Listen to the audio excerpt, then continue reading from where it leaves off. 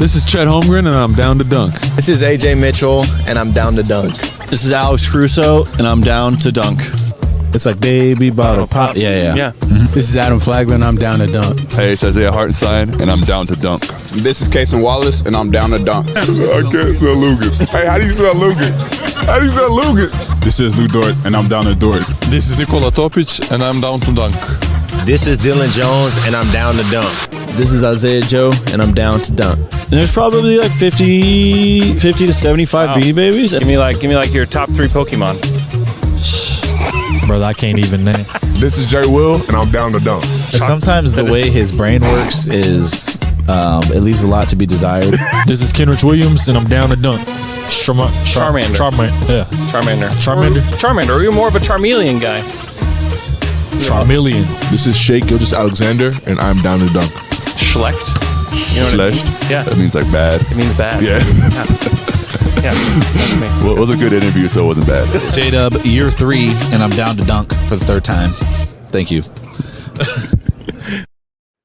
Welcome to Down to Dunk. I'm your host, Andrew Schlecht. We're part of the Athletic Podcast Network. With me tonight on a Tuesday night is my good friend Alex Speers. Alex, what's up? What's up, Andrew? NBA Cup. Emirates NBA Cup.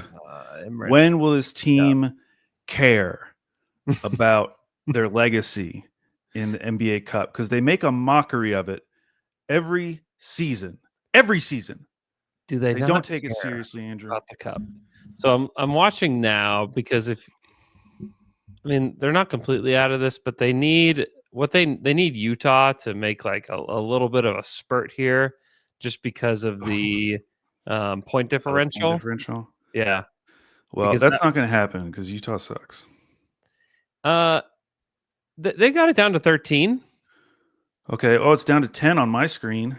Down to 10. Yeah, just hit a 3. There you go. So this is what we need. So we'll be monitoring point differential. We also need the Thunder to win a basketball game against a team, and they lost to perhaps what I would have called a layup. They smoked a layup here tonight in San Antonio. They just from the jump, and Mark actually said this. And it was part of the broadcast, was that Mark said that they were just kind of playing on their heels defensively. And that was kind of the difference these last 2 games against a Luka-less. Yep, that's it. Dallas Mavericks, and then Wemby-less Spurs. Was just that they just didn't bring like the intensity that we had seen from this team through like their first 13 games. It was just kind of bad. Yeah, and the frustrating part is, if you wanted to cut them some slack, you could be like, oh, they're probably so tired from guarding all these big guys. They're so tiny. But then in the 4th quarter, that was Thunder. That was the team. Yeah. Like Caruso was games in a row they've done that.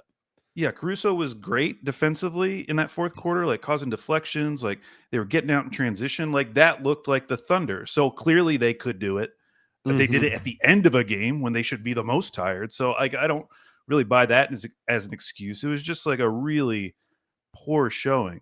And you have to wonder if going in knowing that like Wemby's not playing, Devin Vassell's not playing, obviously Sohan's out, like who is left on this team? Who is left on this Spurs team? Well, it's Charles Bassey, who's going to alley-oop nonstop throughout the game. Oblivion, yeah. Zach Collins looked like the player I thought he was a long time ago when I wanted to trade for Zach Collins. Collins. That last corner 3 where like you still had just a smidge of hope. They hit some really crazy shots down the stretch. That Chris Paul contested 3, and then the Zach Collins corner 3 were just both just like backbreakers. Because if they clank both of those, Thunder are potentially tied up and going to overtime with a lot of momentum behind them. But that's what happens in the NBA. You don't. That's what happens in the NBA Cup, Andrew. So what happens in the Emirates NBA Cup? You just can't give guys a chance to catch a rhythm, and this is what happened against Dallas. This is what happened against the Spurs, is that the Thunder gave guys like Harrison Barnes and Chris Paul and Stephon Castle didn't catch a rhythm, but Keldon Johnson, it gave those guys like a chance to catch a rhythm. And when you start to feel it a little bit, these are literally the best players in the world. And I don't care what the name is on the back of their jersey. If you let guys catch a rhythm in the NBA, they will take advantage of it. And the Thunder allowed a lot of these guys to catch rhythm. Yeah, I was as frustrated with the offense as the defense, because there were like individually good defensive plays, in that first half. Yeah. In fact, I think they caused, I forgot when I looked at the stat during the game, but I think they caused like 13 turnovers. I think it was in that 14. first half. I think it was 14 turnovers. And then they did like nothing in the third quarter, and then they started like I think San Antonio getting had deflections in the fourth again. one in the third. Yeah, but the offense was just like, it felt like they were settling. I mean, 51% of their shots were threes, which, if they were having a good 3-point shooting game, we wouldn't think twice about it, but they shot 31% from three. And it was just like, just a miserable watch offensively, because there were so many quick threes. Dort had like multiple of these. They took 53 threes tonight. Yeah, just like one pass shot. And because they don't have bigs, like a lot of those were just getting rebounded. And okay, now we're going back on defense. Sometimes they weren't playing good transition defense. There were a couple times when like the bigs got past them. It was just really frustrating, that offense. Like I was just looking at J-Dub's line, 27, 10, 6, and 5 steals. Like that's an incredible line. It did not feel that way at all. Like I did not think he had a very good game. That is a wild line. Yeah. I mean, this is by far the most threes they've taken in a game. Is it? 49 was the next most in a win against Portland, 46 against the Clippers. Well, and the way you can tell, just by looking at the box score, like in terms of their what they were doing on offense, the fact that they had only 2 players attempt a free throw. Yeah. 7 free throw attempts. I looked it up on StatHead. As the Oklahoma City Thunder, they've only had 2 games where they attempted fewer than 7 free throws in their franchise's history. Wow. And tonight they attempt 7, and they got that last one like in the fourth quarter. J-Dub got 1. It was him and Shea. That was it. No one else even attempted a free throw. And that's why like AJ Mitchell eventually got to play. He must have played 8 minutes in that fourth quarter or end of the third, because he was stuck on 5 minutes for the majority of that game. But I look at guys who have juice getting to the rim, and like once you get past SGA and J-Dub, like I'm not so sure AJ Mitchell isn't next on that list. He is absolutely next on the list, and like the Thunder, even showed that in the way they talk about how these guys watch film together. Like they separate them into like these groups, and like he's in their group. Yeah. And that's why the rotation decision to play Adam Flagler that many minutes in place of AJ Mitchell, I assume, like that was what was so strange to me, because they needed a creator so bad. And Flagler, listen, they won his minutes, so you can't say that he killed them, but he was not good. He was 1 of 8 from the field, 1 of 7 from 3, and that's all he was doing. He was just taking threes. Whereas AJ Mitchell, would do something else. And so that was just disappointing. And they put him in there when the game felt like it was gone. It's funny, like they're missing Isaiah Joe. Like why? I mean, yeah, AJ and Caruso have played whenever he's played. Yeah.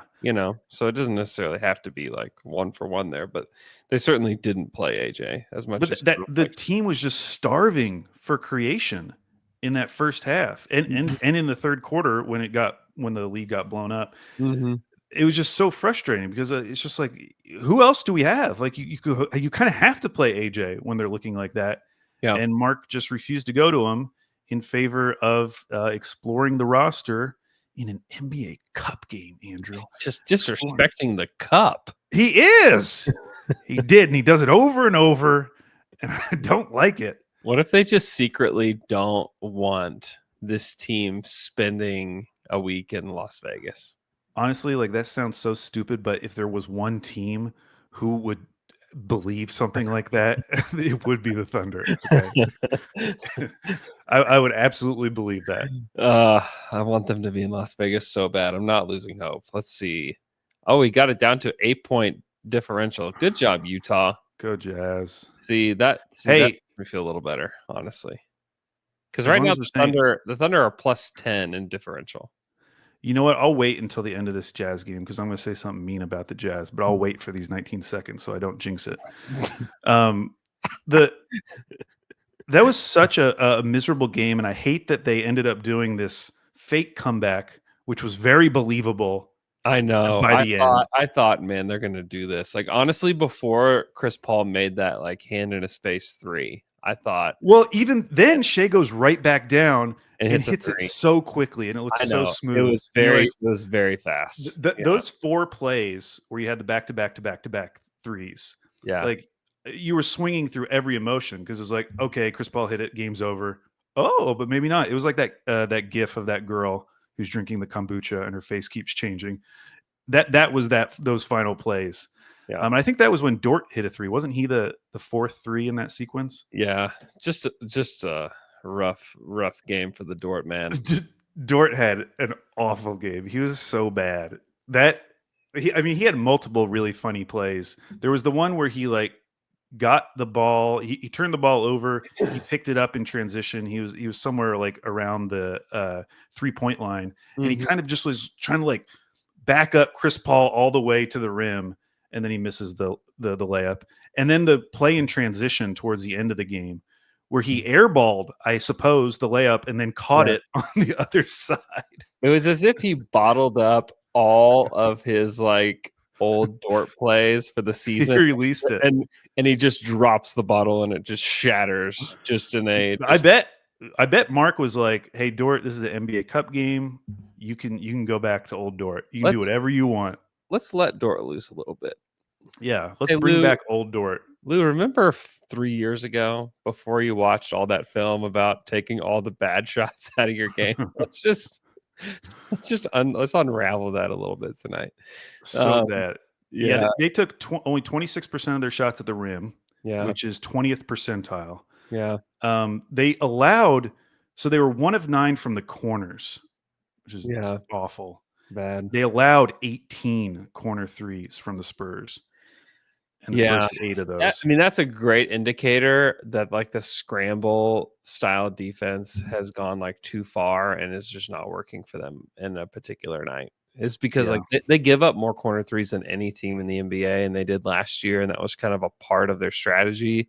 In that they also believe that they can give like lower quality corner threes to teams in the way that they play defense, and so it just all kind of like is like this like give and take thing that you have to have whenever you're playing this small. But they clearly just did not work in the way that you would have designed it to. And this is also just like, I know it's like this sucks. It's like, but it's 1 of 82. You're down all of your big men. You know, you don't have Isaiah Joe in this one either.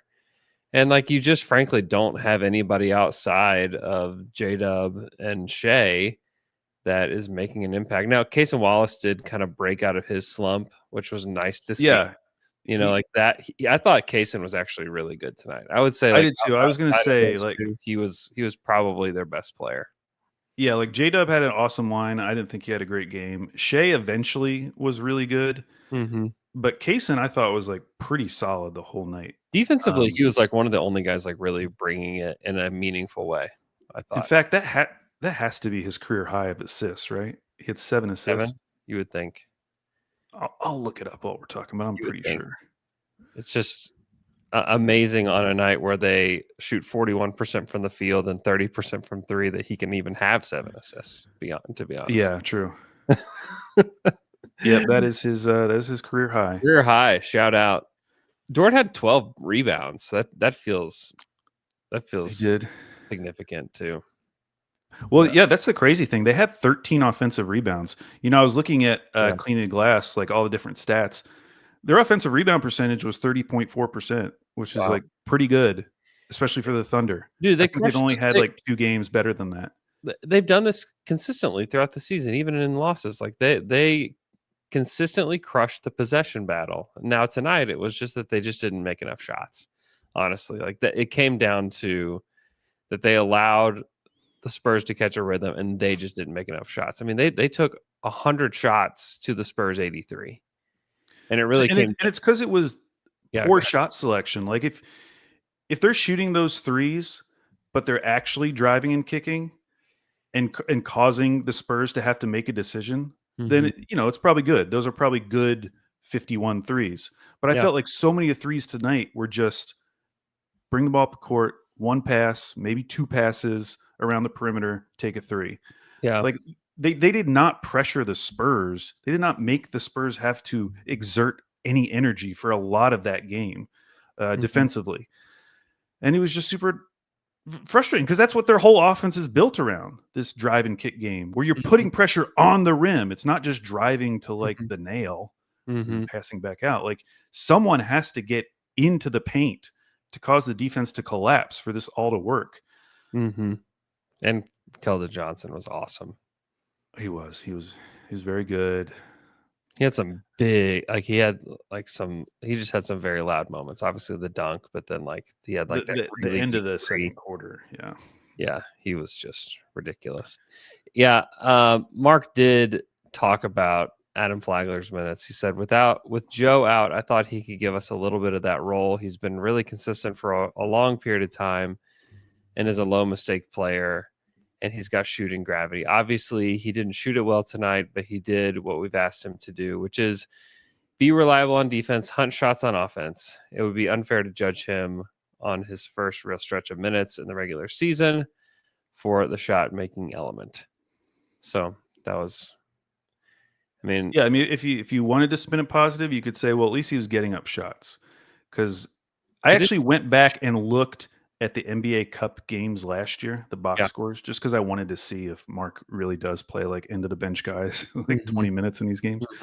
And one of them was one of, I think, the first like big games that Lindy Waters played. I think he played him like 20 minutes. And he only took 2 shots in the game. So at least you can give Adam Flagler credit for trying to make the most of that opportunity by taking 8 shots. It was just really rough. And most of those were wide open threes. Yeah. I don't know that he has like I just don't know that he probably has shooting gravity in the G League just because like the G League teams are like really do scout, and he is like a legitimately like really, really good G League player. But comparing him to Isaiah Joe, like you think about how much juice Isaiah Joe has. Yeah. Like how much he's developed as an all-around player. And he's still like not some amazing offensive player off the bounce or anything, but like he's really developed there. He's got he's got like he can do other stuff, and it just didn't. It felt like if it was going to Flagler, he's just going to shoot it from 3, and he wasn't adding any like dynamism to that offense. Yeah, it just felt so stagnant that whole game. Yeah, that's not really his game. I'm a big Flagler guy, so you're not going to catch me like out here dissing Adam Flagler. But also, why did Oos only get 3 minutes? Oos has not been loose lately. He's not. He's been put away. Poor old Oosie. That's 2 games in a row. I know. He's played 5 minutes total the last 2 games. Yep. I don't know. There was a point in that game where I was just it felt like they just could not stop this stupid Spurs team. I know. It's like, can we just try Oos? Because at least I know he's like pretty solid defensively. Can you just throw him in there? Tall. He's tall. Yeah. Yeah. It was a frustrating game.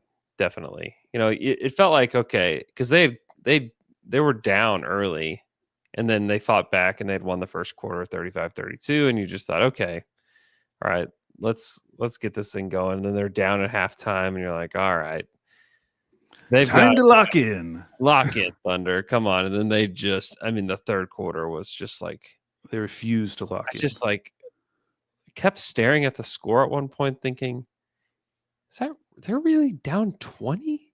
They're really down 20 points to the Spurs team, like this horrendous Spurs team.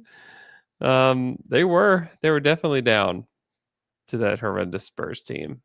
And a lot of it is like players that like, it's like Harrison Barnes had a big game. Julian Champagny played well. Zach Collins played well. Keldon Johnson played well. You're just like, we're losing to Julian Champagny and Keldon Johnson and Harrison Barnes. It just felt kind of gross. It did. It was. I was just looking at it in the half court.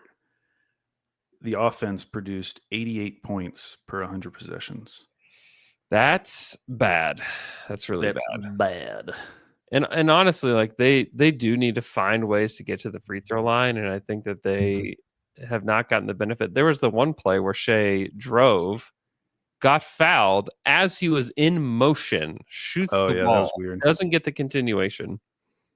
He ends up scoring like right away after they get the ball in bounds. But like that was 100% continuation. How many times have we seen that play? Like in any game, like KD does it all the time. Shea does it all the time.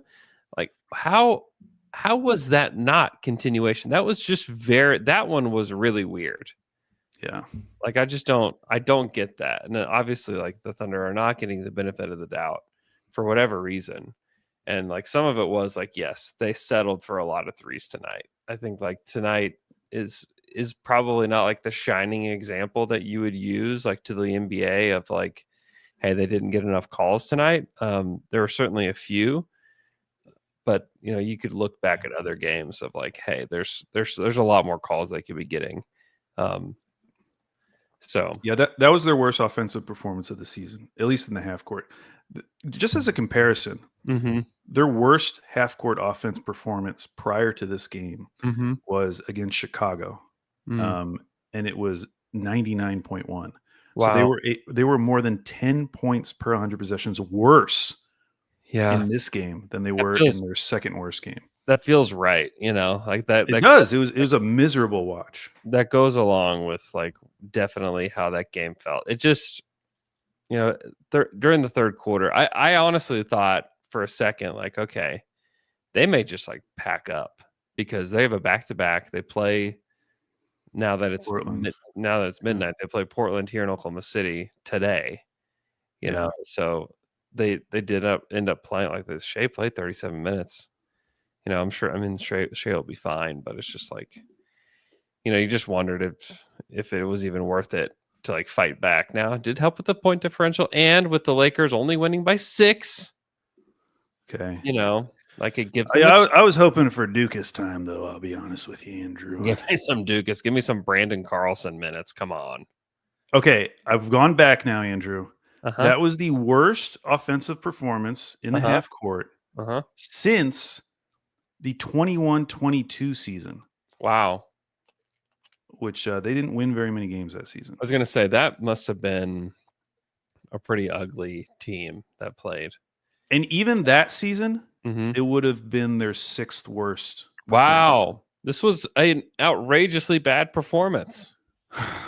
The sky, you know what? Sam Presti said it. The sky falls on every team 2-3 times a year. Like you think this is the first time? Well, yeah.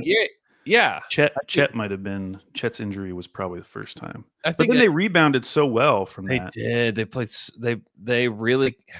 They honestly they bounced back in the fourth quarter of that game against the Warriors. Yeah, and then played so well in the games after that you just thought, okay, like this is who they are. They played great against the Clippers. They killed. I mean, the Pelicans game was honestly kind of rough, and then they destroy Phoenix. And you just thought, okay, great. And then Luka doesn't play. And some of this is like, I just wonder about just not knowing that the stars on the other team aren't playing. And if you just kind of go into these matchups, just like a little bit too loose, there just has to be like a mental letdown, Yeah. Like there just has to be. That exists there. And then when you know that like it's no Wemby or Vassell, you're just like, all right, like we can beat these guys. Like we know how to beat these guys. We beat these guys many times. And I wonder if it's the same thing with, no Luka. There's not the challenge that's there in front of you. How do you think they would have attacked Wemby if he had played. I don't know. I honestly would have loved to see it. I wish they would have had. I mean, if he was there, I wonder if they had a little more juice. But it's honestly like not a great excuse because if you go back like to, they lost to San Antonio without their best player. They lost to Dallas without their best player. Phoenix didn't have their best player. New Orleans didn't have their best player. The Clippers didn't have their best player. That's 1, 2, 3, 4, 5 teams in a row without. Yeah, I mean, they were really gifted this run in the schedule after that Chet injury. Yeah, they were, and they took advantage of it in 3 of the games, and did not these last 2. And we'll see tomorrow night because I'm sure Anthony Simons. Oh, he's a game time decision, and Ayton is a game time decision. Yeah, I hope Ayton plays. I would prefer it because I'm telling you right now, Donovan Clingan, he's going to look 10 feet tall. He is. He looks so big in person, twice the size of like some of our players. I'm sure the effect of Zach Edey is similar, but yeah, man, going to the Blazers games and seeing Clingan in person, I was like blown away by how big he is. Yeah, it's wild. He is going to look. He's going to look giant tomorrow night. He's probably going to get some easy lobs. Man, if they have like Ayton, Time Lord, and Clingan, they might go double big just to mess with us. They might go triple big. They might go triple big. Yeah, that could potentially be another disappointing game. We'll see. Yeah, you would hope that the Thunder would have a bounce back. You would hope. The Blazers are on a 3-game winning streak, Andrew. I know. I'm aware. It's all been without Simons and Ayton. Yeah. That's why I'm hoping he's back because I think he brings that real good loser energy. I think he does too. Yeah. Oh, the mean thing I was going to say about the Jazz is. Oh yeah, let's hear it. Let's hear the mean thing about the Jazz. So the Jazz have been like pseudo tanking this is their 3rd year, right? Yeah. Yeah. And I just started thinking about like how many teams have a young player that you would rather have than any young player on the Jazz. So you're taking out Markkanen. Yeah. Okay? Yeah. And I was thinking about this because I was listening to Ball, and they were talking about Jared McCain. Mm-hmm. And they were like, yeah, I think I would rather have Jared McCain than any of the young players on the Jazz. And I was thinking like, maybe I would. Because, you're choosing between like Keontae George, who's been like wildly inefficient. Yeah. He had a very good game tonight. But I've not been a George guy. Flip. Cody Williams. Flip might be like Flip has actually like been all right. Isaiah Collier, and then Taylor Hendricks, who's injured. Like, yeah, that's just a rough return. That's bad, brother. So far, yeah. And part of that is that they didn't actually tank to put themselves in a position to get Kessler. Yeah, like maybe Walker Kessler is the guy we're talking about. I started going through the teams, and obviously the Jazz have a lot of guys, but there are so many teams where they just have like one guy where I'm like, yeah, I would rather have him than anyone on the Jazz. Like I would rather have Donovan Clingan than anyone on the Jazz. Yeah. Oscar Tshiebwe. Oscar Tshiebwe? Not a Tshiebwe guy. Yeah, no, I'm with you. It's been rough especially for like the high potential guys. We're talking like, Keontae is high potential. Taylor Hendricks is high potential, but one, he hasn't really looked good in his minutes, and then he's out for the rest of the season. Cody Williams does not look good. Isaiah Collier, he's like just started to get minutes. Yeah. I mean, of the high potential guys, like I don't know that I would really care for any of them. And then for like Kessler and Flip, it's like, yeah, Flip is probably like a nice like 4th big, and Kessler is probably a good backup big, like your first backup big off the bench. Yeah. I mean it's pretty clear that he would rather have almost anybody else. Yeah. And that's just rough. That's pretty brutal. Yeah, because that's the thing. This is what happens when you're picking 9th and 10th. Like this is what happens. You get so lucky. I mean, you have to get lucky no matter what. And to their credit, one thing they have done is taken a lot of shots. You know, like they've gotten a lot of bites at the apple by just collecting firsts. They just have not gotten a good bite of that apple yet. They have not. Man, I just bought these apples called Rockets. Have you seen these? They're like, I'm holding up my hand. They're literally that big. They're so tiny. And I eat 2 of them at a time because they're so small. But it's nice. It's just like a nice little snack. Like 2 bites? Yeah. I mean, if I was eating the seeds, easy 2 bites. Yeah. Wow. Because I hate big apples. I hate when you like get into an apple big and apple. you get big apple 3 a.m. and you get all of the peel off, and then you're just eating what do they call it? Apple meat, whatever's inside an apple. Yeah, that's what they all the bites are that. Man, that's terrible. Yeah. So I like these little guys. I would like to try one. Yeah, apple, one of the more overrated fruits, honestly.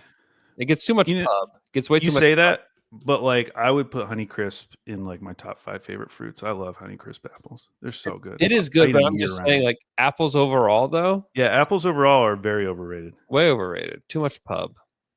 It's because these stupid scientists spent too much time worrying about how they looked instead of how they taste, and so you get all these mealy, terrible apples out there that are so bad. You can only make sauce with some of them, honestly. Yeah. Only good for sauce. Just like the Thunder's offense tonight. Only good for sauce. Now, it was funny after the TNT, when they went back to the TNT studio, they were like, 2 great games tonight. I was like, I don't know about that. There was one good game. I just got done producing the NBA Daily before we hopped on here. And we were not saying that. Yeah, that game was not good. We were not saying that on the NBA Daily. It was not a great night of basketball. Cavs Celtics was fun though. I was that very was the only good game. That was the only good game. Hey, we had Jared Weiss on the show tonight from the game to talk about that matchup. So we should listen to that tomorrow morning. It's good. Yeah, that was cool. They were impressive, but at the same time, like, man, thinking about a potential playoff matchup, like their depth compared to the Celtics' depth. Yeah, especially when they get Porzingis back, it's like not even close. Like they're really relying on Ty Jerome, and I know he's been good, but they are really relying on him. He's been good. And Niang, again, he had like a good game tonight, but 30 minutes of Niang. Yeah, no, I get it. It's not ideal. Yeah, but still fun game. Yeah, it was a fun game. I would say a good way to go out from your 15-0 start. Yeah. Oh, yeah. No shame there at all. I mean, they're missing guys too. Like they don't have Max Strus, and they didn't have Okoro, and like they really didn't have any of their wings. And they still have JT Thor and Tristan Thompson off the bench. So. They do. I mean, this was not that they needed their wings in this game. Yeah, they did. And also, you just eventually will lose momentum when you win 15 games in a row, Yeah, it's probably a little bit of a relief just to get it out of the way and get it out of the way in an impressive fashion. Yeah, because I like halfway expected them to lose to like the Bulls or the Hornets, I know, yeah. Well, I'd mentioned if they had won tonight, they would have been all. I mean, they're now tied for the second best start in NBA history. Yeah. Because if they win 16, I feel like it becomes like a much bigger story than it already was. Yeah, and then you get this Pelicans team that like we saw, like doesn't matter how bad you play, you're going to beat them. I know that game tonight, the Mavs beat them 132-91. I know. It's really sad. 4-11. Dude, Brandon Boston played 30 minutes for them, along with Javonte Green. I mean, they're already 4 games back of the play-in. Like in comparison, the Sixers, who are terrible, they're dead last in the East. They're only 3 games back of the play-in. They're dead last in the league. Yeah, they are dead last. They're not dead last in the East. They're dead last. Man, that keeps getting more and more interesting, Andrew. Obviously, we're going to talk about it on Slam and Jam because we're Sixers fans this week. Yep. But that pick, man, I'm looking at that pick, my brother.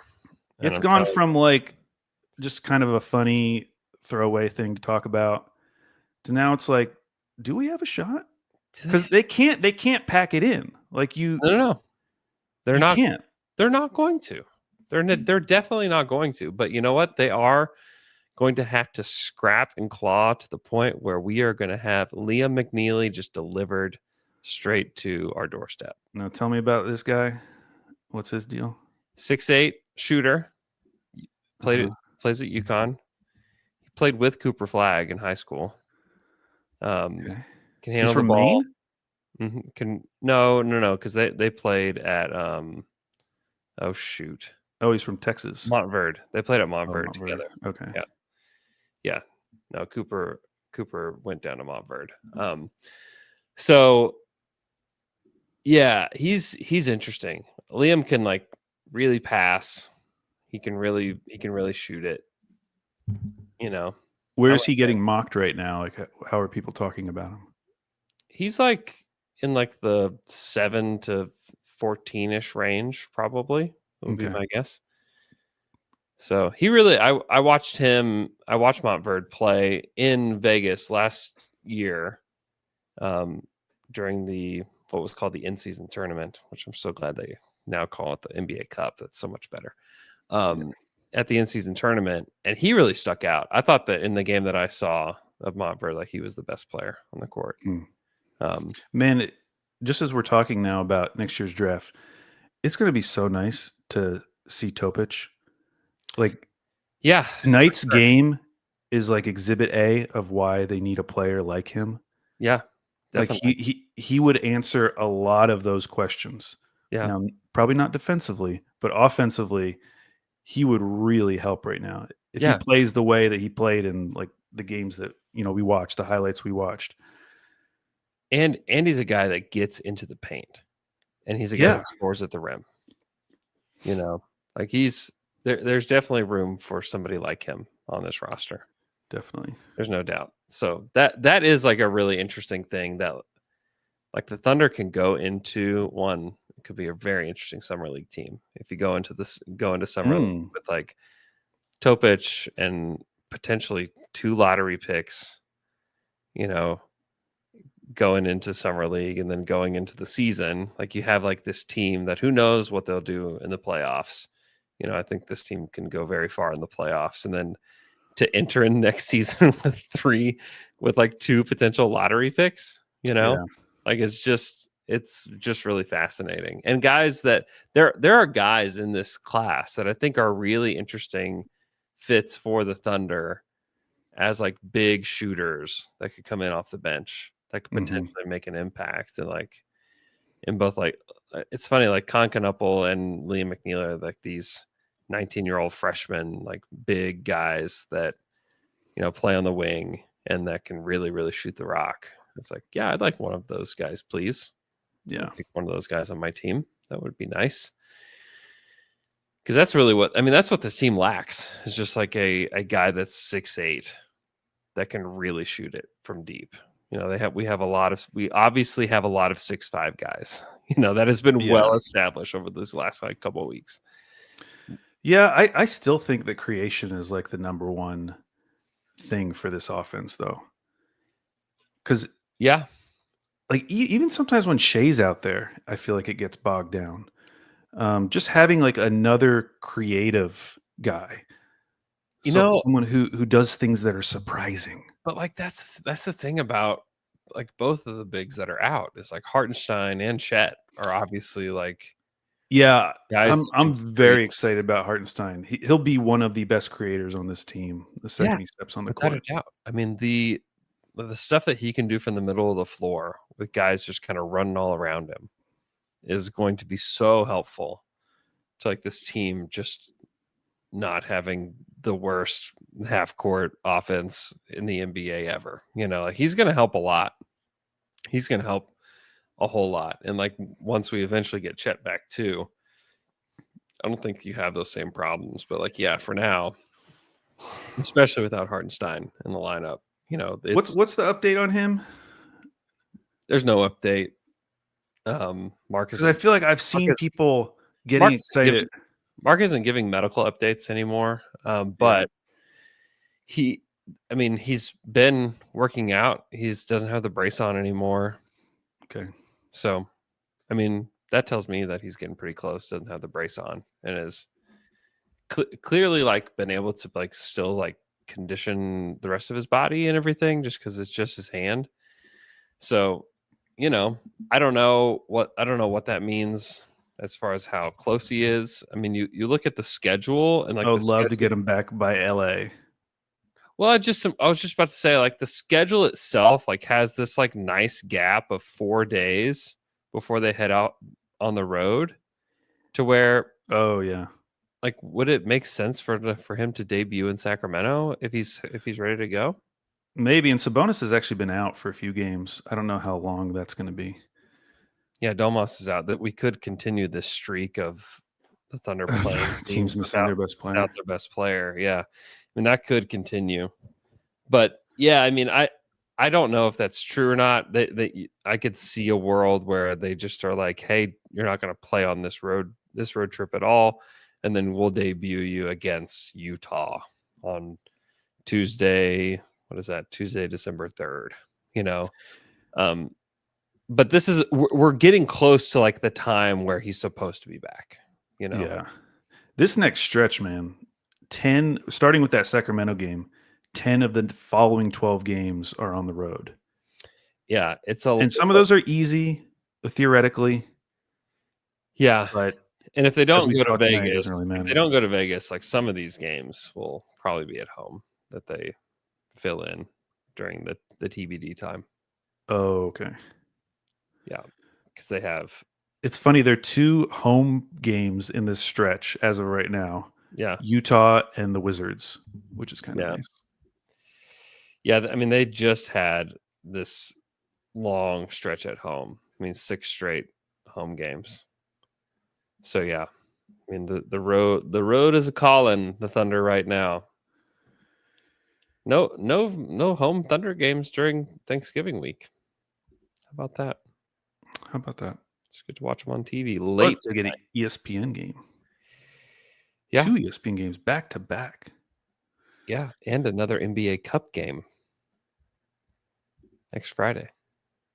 I guess so they have to win the Lakers game for anything to matter. Yeah, if they have any hope of making it to Vegas, like if they've just like somehow pummeled the Lakers, yeah, and like that would really help their chances in the NBA Cup standings. Because if you look at it now, the Lakers are 2-0. The Thunder are 1-1, Spurs 1-1, Phoenix is 1-1, and Utah. But it's really going to come down to, because like the Spurs now have a +1 differential, the Suns have a -8 differential. Like I think Phoenix is out probably. So now it really comes down to like, can the Thunder beat the Lakers and tie them at 2-1, and then the Thunder have Utah left on the schedule. So like they could still do like if they could beat the Lakers by a good amount and then like really just destroy the Jazz. Like that would be their shot to make it. Oh my gosh, my like lighting is getting weird as I'm talking about this game. It's just like getting me all fired up. That would be their shot. Like this is the path for the Thunder to make it to Vegas. Is like beat the Lakers and then beat Utah by 20 or 30. And then I think you're going to go to the Cup. There's Will Hardy just had a quote. He said, in the second half, it seemed like everybody in the gym knew that Dalton Connect was going to shoot the next shot, with the exception of a few people. The problem was that those few people were on our team. God, I love there's this like new age coach that just has these just incredible quotes. And, like, he's pretty funny. Will Hardy is one of those guys. That is an amazing quote. That quote's funny because he thought about that one. Oh yeah. That's hard to come up in the moment. Yeah. It's so funny.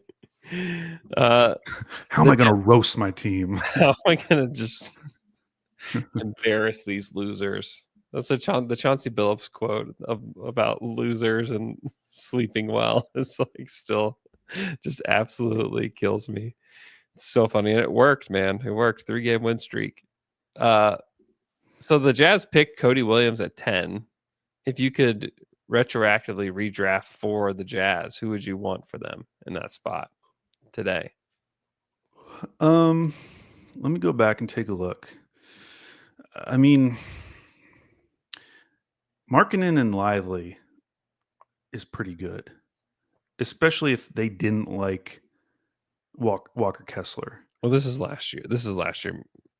Lively. From this most recent. Sorry. Mm-hmm. We could actually do this with their other draft too. We could do this at the other draft too. Sorry. 2024.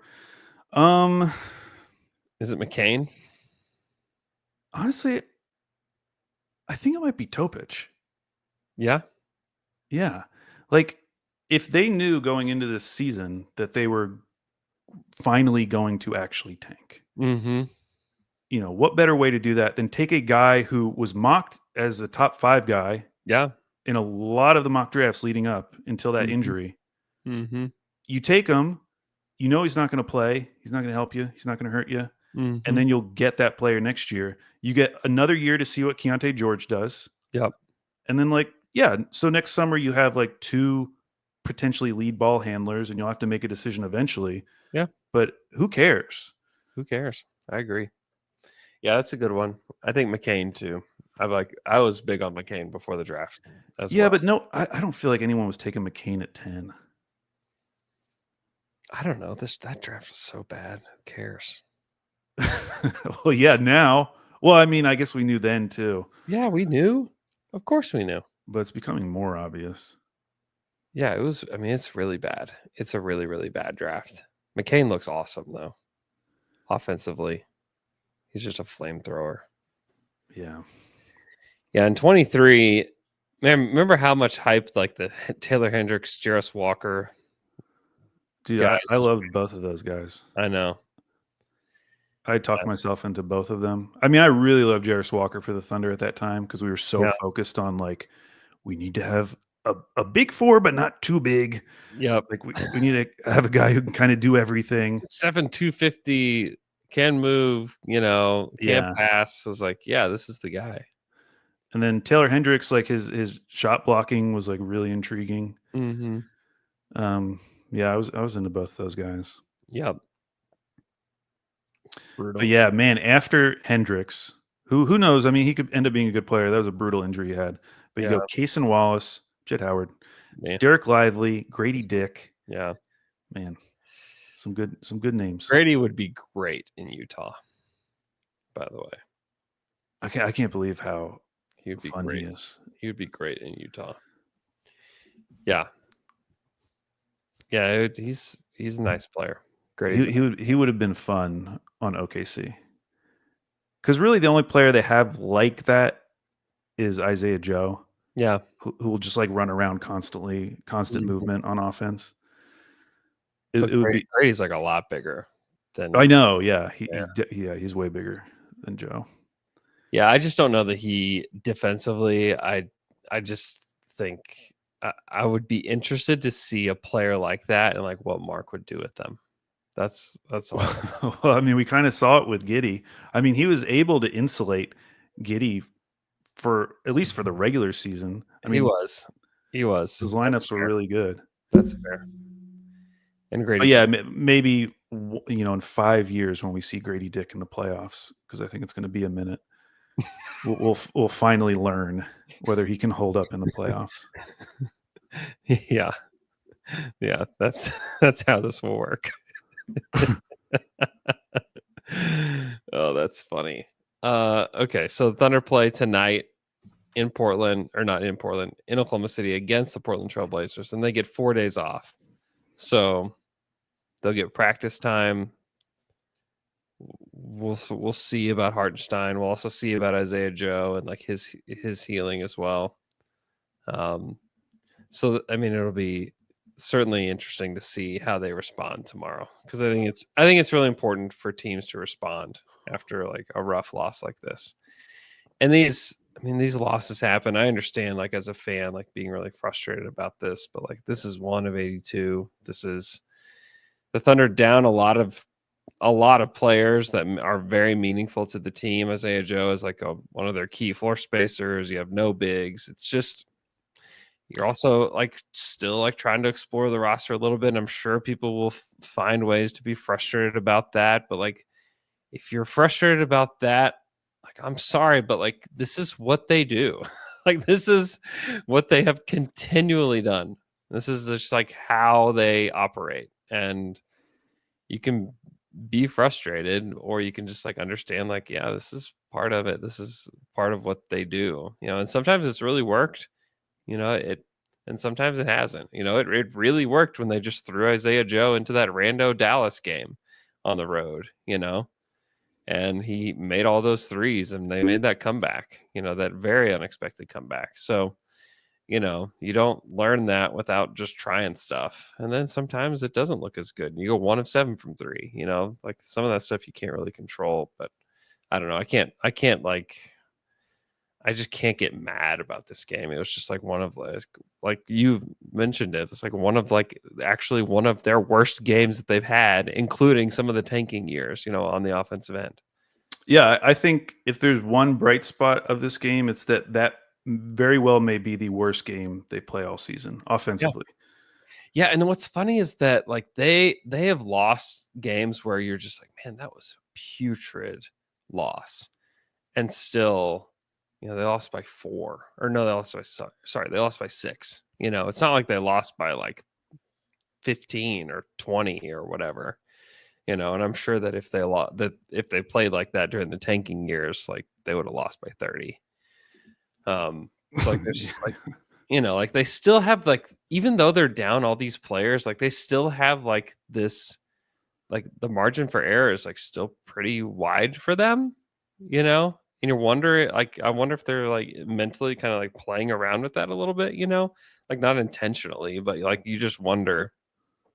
It's like they know how good they are, and it's like, I wonder how far I can stretch this, like not that they're like trying to do that intentionally, but like, well, that's what the Flagler minutes felt like to me. Like if they're playing the Lakers and Joe's out, I don't think Mark's playing Flagler. Yeah, I mean, that's probably the case. That's probably right. Is that they're starting Champagny? Like, okay, well, let's throw out some Flagler. Yeah. You look at the names that they're going up against. It's like, we could probably get away getting some with some developmental. Yeah, and if like he hits half his threes, then like we're talking about like what a fun game that was. I don't know.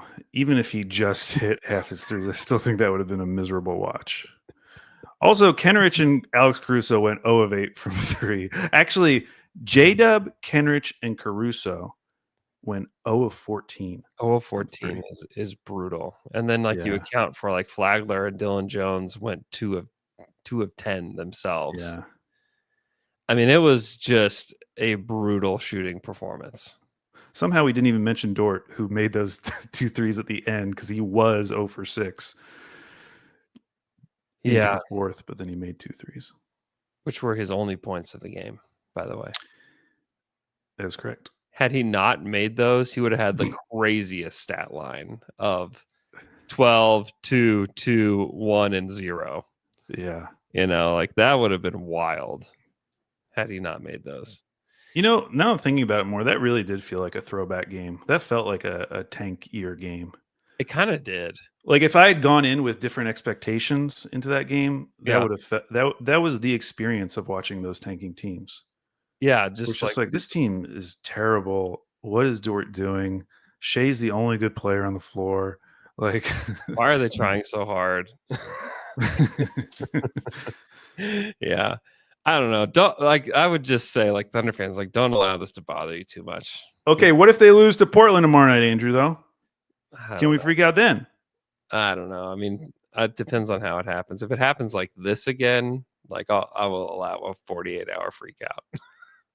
I hope they get better, but I hope Simons and Ayton don't play, just because I think this version of the Blazers without them is just more interesting, because they've basically been forced to play all their young guys together.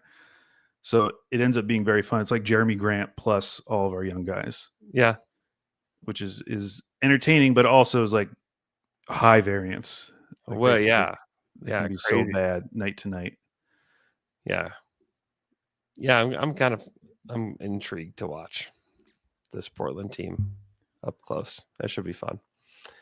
Okay. Thanks so much for tuning in. Thanks to everybody for hanging out on this late night stream. If you will, just hit the like button for us. Don't freak out too bad. This one of 82 in a couple, 3 weeks or so. You won't remember this. It's okay. Just wait till tomorrow night. Wait till tomorrow night. Hopefully, we just need them to respond. They just need to respond. Like even if they lost, but they like somehow just like didn't look like they did tonight. That would be nice. It would just be nice to see them just, lock in for a little bit. And honestly, like if they lock in, they'll beat Portland. Dude, when they locked in at the end of that Spurs game, they looked so good for that. They scored them 27-17 in the fourth. Yeah, the Thunder did. Like they obviously have it in them to like lock in for the amount of time that they need to. It was just too. They were lollygagging. They were lollygagging. Okay. We will talk to you guys again on Friday.